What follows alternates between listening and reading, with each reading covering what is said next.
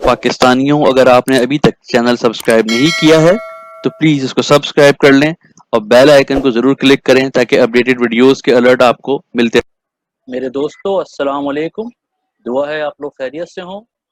अल्हम्दुलिल्लाह आप लोगों के ताउन से 7th बैच शुरू करने जा रहे हैं स्टॉक मार्केट ट्रेडिंग का।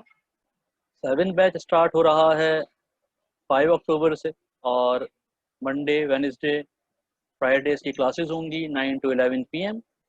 दोस्तों, इस कोर्स को ज्वाइन करें अपनी प्रॉफिटेबिलिटी को इम्प्रूव करने के लिए। बहुत नॉमिनल फ़ीस है 3000 और इस पे जो सिखाएंगे हम आपको बेसिक इन्फॉर्मेशन देंगे, फंडामेंटल एनालिसिस, टेक्निकल में कैंडलस्टिक चार्ट पे और RSI, Fibonacci, Bollinger band, moving averages और बाकी इंडिकेटर्स आपको सिखाएंगे। इसके अलावा ट्रेंड आइडेंटिफिकेशन जो कि बहुत ज़रूरी है स्टॉक में काम करने के लिए। इसके अलावा आपको डिफरेंट स्ट्रेटजीज़ भी बताएंगे। व्हाट्सएप नंबर हमारा दिया हुआ है, मज़ीद मालूमात के लिए कॉन्टैक्ट कर सकते हैं। फ़ी जो है आप ऑनलाइन बैंक ट्रांसफ़र या ईज़ी पैसा के थ्रू ट्रांसफ़र कर सकते हैं। जो ट्रेनिंग का मीडियम होगा वो जूम लाइव वीडियो लिंक के थ्रू होगा, जो कि मोबाइल पे, लैपटॉप पे, डेस्कटॉप पे हर जगह से एक्सेसिबल है। सिर्फ एक इंटरनेट का कनेक्शन होना चाहिए। दोस्तों, उम्मीद करता हूँ कि पिछले बैचेस की तरह आप लोगों का ताउन हासिल रहेगा। आप लोगों का बहुत बहुत शुक्रिया। मेरे पाकिस्तानियों, अस्सलाम वालेकुम। उम्मीद है और दुआ है कि आप लोग खैरियत से होंगे।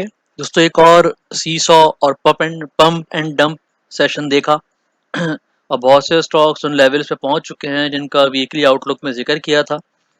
आज के सेशन पे और कल का सेशन किस तरह बिहेव कर सकता है, इसका जायज़ा लेंगे आज की वीडियो में। वीडियो शुरू करने से पहले गुजारिश ये है दोस्तों कि इस काम को अगर सीरियसली और वाकई एक काम की तरह करना है तो प्लीज़ इसको सीखें ज़रूर। भले इंटरनेट की वीडियो से सीखें, अगर टाइम नहीं है तो इंटरनेट से स्टडी करें, लेकिन इस तरह से हवा में ये काम नहीं हो सकता। जो ग्रुप्स पे मैं सवाल और हालात देख रहा होता हूँ परेशानी के, तो अगर आप सीख लेंगे तो आप पैनिक से बाहर आ जाएंगे, क्योंकि आपको विजिबिलिटी होगी। फिर इंटरनेट की वीडियो से ज़रूर आइडिया लिया करें और टेक्निकल्स को सीखने की कोशिश करें प्लीज़। वीडियो शुरू करते हैं और FIPI का डेटा देखते हैं। दोस्तों, FIPI का डेटा देखें तो फॉरेन इन्वेस्टर आज भी नेट सेलिंग पे हैं और लोकल इन्वेस्टर बाइंग पे हैं। इन्वेस्टमेंट पोर्टफोलियो कल से कुछ कम है। देखें तो फॉरेन इन्वेस्टर ने जहाँ हैवी सेलिंग की है वो बैंक्स का एरिया है, बैंक सेक्टर है, सीमेंट है। और आज काफ़ी एरियाज़ में बाइंग भी है फॉरेन इन्वेस्टर्स की, जिसमें ऑयल एंड गैस एक्सप्लोरेशन सरे फहरिस्त है, ऑयल एंड गैस मार्केटिंग सरे फहरिस्त है, फर्टिलाइजर्स तीसरे नंबर पे हैं। लोकल इन्वेस्टर्स में बैंक्स हैवी बाइंग पे हैं और एरिया अदर सेक्टर्स है और ऑयल एंड गैस मार्केटिंग है। ब्रोकर्स की हैवी सेलिंग है और हैवी सेलिंग का जो एरिया है वो ऑयल एंड गैस मार्केटिंग है। उसके बाद फर्टिलाइजर है, फिर टेक्नोलॉजी है। कंपनीज हैवी बाइंग पे हैं $3 मिलियन की, और जो मेजर एरिया है बाइंग का बैंक्स और सीमेंट का है। इंडिविजुअल सेलिंग पर हैं, जो मेजर सेलिंग है उनकी वो है अदर सेक्टर्स में। इंश्योरेंस कंपनीज बाइंग पर हैं, अच्छी बाइंग है, काफ़ी दिनों से बाइंग पे देख रहे हैं इनको। अदर सेक्टर्स में हैवी बाइंग है और सेलिंग एरिया बाकी जहाँ भी है बहुत माइनर सा है। म्यूचुअल फंड हैवी सेलिंग पे हैं, मेजर एरिया सेलिंग का उनका ऑयल एंड गैस एक्सप्लोरेशन है। NBFC की बाइंग है, अदर ऑर्गेनाइजेशंस की भी बाइंग है, और अदर ऑर्गेनाइजेशंस की जो बाइंग है वो ज़्यादा बाइंग है इनकी फर्टिलाइज़र में। इस प्रोफाइल पे कल का सेशन भी मिला जुला और बैलेंस नज़र आता है, मज़ीद डिप नज़र नहीं आती। इसको डिस्कस करते हैं कैंडलस्टिक चार्ट पे। दोस्तों, कैंडलस्टिक चार्ट का जायज़ा लेते हैं, लेकिन उससे पहले प्लीज़ वीडियो को लाइक कर दें। एक क्लिक की एक्टिविटी आखिर में जहन से निकल जाता है। इंडिविजुअल कैंडल देखें तो बेरिश कैंडल है और यहाँ पे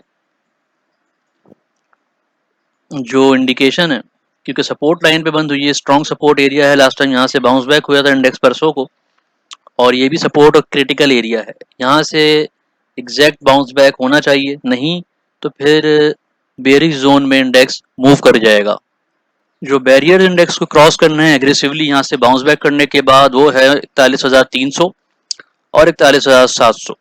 41,700 और 800 के ऊपर क्लोजिंग दिए बगैर इंडेक्स इस सेशन से या इस जो ये मोमेंटम बना हुआ है, इस मोमेंटम से बाहर नहीं आ सकता, और इस एरिया के बाद भी एग्रेसिव एरिया नहीं शुरू होगा बाइंग का या बुल्स का, लेकिन यहाँ पे एटलीस्ट ये मोमेंटम टूट जाएगा जिससे हम गुजर रहे हैं।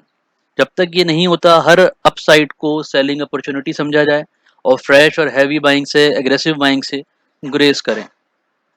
हाँ, जो स्ट्रॉन्ग इन्वेस्टर्स हैं वो यहाँ से पार्शियल बाइंग शुरू कर सकते हैं, लेकिन ट्रेडर्स जो ट्रेडिंग कर रहे हैं, डेली ट्रेडिंग जो करते हैं, उनको बहुत एहतियात की ज़रूरत है।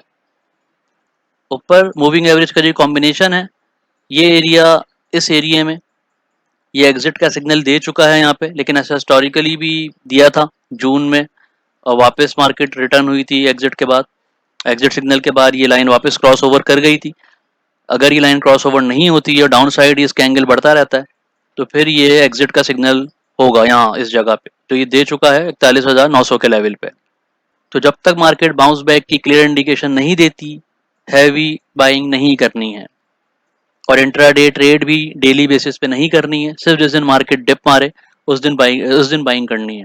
आरएसआई की बात करें, आरएसआई ने कल एग्रेसिव अपसाइड शो किया था, आज उसी तरह उसी इक्वल डाउन साइड है और 39 के एरिया में है।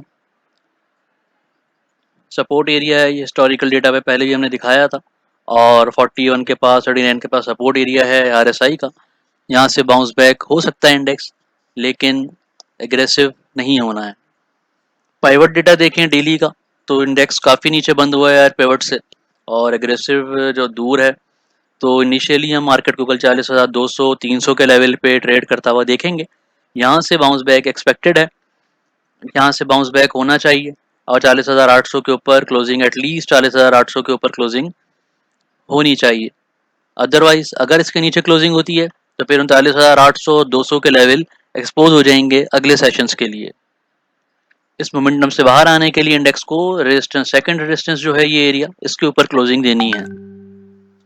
30+ स्टॉक को देखते हैं। एस्कॉल कल अपसाइड मूवमेंट प्रेडिक्ट कर रहा था, लेकिन आज साइड वेज पे चला गया है। जो इंडेक्स का मोमेंटम है और सेंटीमेंट है, वो स्टॉक भी एब्जॉर्ब करता है। साइड वेज पर है, लेकिन 20 रुपये नहीं तोड़े, इसके ऊपर ऊपर अगर है तो सेफ है।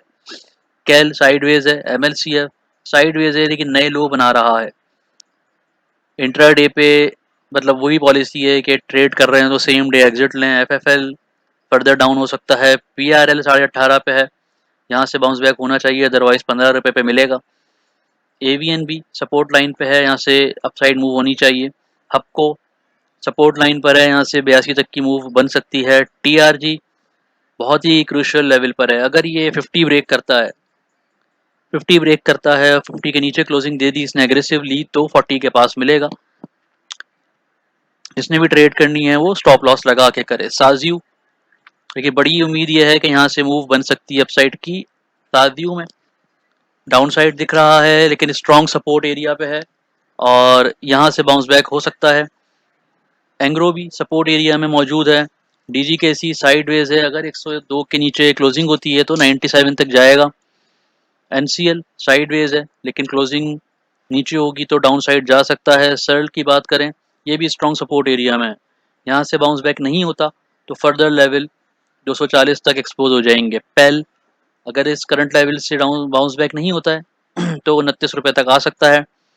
जनरल टायर भी क्रूशियल लेवल पे है, 66 70 67, यहाँ से बाउंस बैक होना चाहिए। अगर नीचे जाता है तो फिर डाउन ट्रेंड में चला जाएगा। OGDC ने बड़ी डिप ली एंड में, और क्लोजिंग लेकिन अच्छी हुई है, और यहाँ से RSI भी 31 है, अपसाइड मूव बन सकती है। इंट्राडे पे लक्की सीमेंट साइड वेज पे है। चराट के वो लेवल्स आ रहे हैं जो वीकली आउटलुक में डिस्क्लोज हुए थे, 110 तक डिप एक्सपेक्टेड है। कोहाट करंट लेवल से नीचे आता है तो 155 तक मिल सकता है। पायनियर में यहाँ से अपसाइड मूव बन सकती है। सॉरी, पायनियर का डेटा शायद गलत आ गया, तो ये अपसाइड नहीं है, अप नहीं है, इसको इग्नोर कीजिएगा। ये 88 से बाउंस बैक कर सकता है। MCB साइड वेज पर है। HBL यहाँ से एक्सपेक्टेड था कि मूव बनेगी, लेकिन साइड वेज है। UBL 114 से सपोर्ट ले सकता है, स्ट्रॉन्ग सपोर्ट एरिया है। PPL यहाँ पर कंसोलिडेट करता हुआ नजर आ रहा है, लेकिन ये लेवल ब्रेक हुए तो 87 तक आएगा। पॉल साइडवेज है, कंसोलिडेशन में है। PSO ने ये लेवल ब्रेक किए, 198 ब्रेक किया तो 192 तक डिप लगेगी। मरी गैस साइडवेज पर है यार, अच्छा इंट्राडे मूव हुआ। NRL यहाँ से 168 पे सपोर्ट है, वो ब्रेक हुई तो 158 तक डिप लग सकती है। ATRL में सपोर्ट लाइन एरिया पे है, यहाँ से बाउंस बैक होना चाहिए, वरना 125 132 तक आ सकता है। ईफर्ट साइडवेज है, FFC साइडवेज है, GATM साइडवेज है, NML 101 पर है, यहाँ से अगर ये ब्रेक करता है ऊपर तो 104 तक आएगा, अदरवाइज 97 पे सपोर्ट है। SNGP 61 रुपये पे स्ट्रॉन्ग सपोर्ट एरिया है, यहाँ से बाउंस बैक होना चाहिए। फिरोज की बात करें तो ये भी लास्ट टाइम जहाँ से बाउंस बैक हुआ था वही एरिया है, लेकिन ये फर्दर ब्रेक होता है तो 380 तक जा सकता है। MEBL ने अपसाइड मूव किया है, यहाँ से मजीद अप हो सकता है। GHNL स्ट्रॉन्ग सपोर्ट एरिया में मौजूद है अपने, और बाउंस बैक होना चाहिए। अगर ये लेवल ब्रेक हुए तो फिर खतरनाक हो सकता है। GHNI भी आज लोअर लॉक के करीब हुआ है, और GHNI और GHNL RSI देख रहे हैं 23 27 है, एक्सट्रीम बेरिश जोन में है। जब तक RSI 30 से ऊपर नहीं आता इसमें एंट्री नहीं लेनी है। हाँ, स्ट्रॉन्ग इन्वेस्टर यहाँ पर पार्शली पार्ट्स में थोड़ा थोड़ा बाय कर सकते हैं, लेकिन वेट करें तो ज़्यादा अच्छा है। BFL साइडवेज है, लॉट कैम साइडवेज है लेकिन नए लो बना रहा है। PSMC स्ट्रॉन्ग सपोर्ट एरिया से आज भी बाउंस बैक हुआ है 200 के ऊपर, लेकिन 210 212 के ऊपर क्लोजिंग चाहिए इंट्राडे पे। यूनिटी 15 रुपये तक आ सकता है अगर ये लेवल ब्रेक हुए। पाक ऑक्सी कंसोलिडेशन पे है और साइडवेज है। ISL में 78 और 77 का लेवल है, ये तो नज़र नहीं आ रहा शायद। ISL यहाँ भी सपोर्ट एरिया पे है, यहाँ से बाउंस बैक होना चाहिए, अदरवाइज 73 और 70 के लेवल एक्सपोज हो जाएंगे। शेल सपोर्ट एरिया में मौजूद है। ज़्यादातर स्टॉक्स अपने डाउन ट्रेंड पे तो दिख रहे हैं लेकिन सपोर्ट एरिया पे हैं, यहाँ से बाउंस बैक होने चाहिए। नहीं होते तो फिर फर्दर सूरत हाल एक्सपोज हो जाएगी। दोस्तों ये थे आज के एनालिसिस और डेटा। उम्मीद है आपको पसंद आएंगे। वीडियो को लाइक करें, शेयर करें और अपने अपने ग्रुप में शेयर ज़रूर करें। चैनल को सब्सक्राइब करें और बेल आइकन को ज़रूर क्लिक करें। आप लोगों का बहुत बहुत शुक्रिया।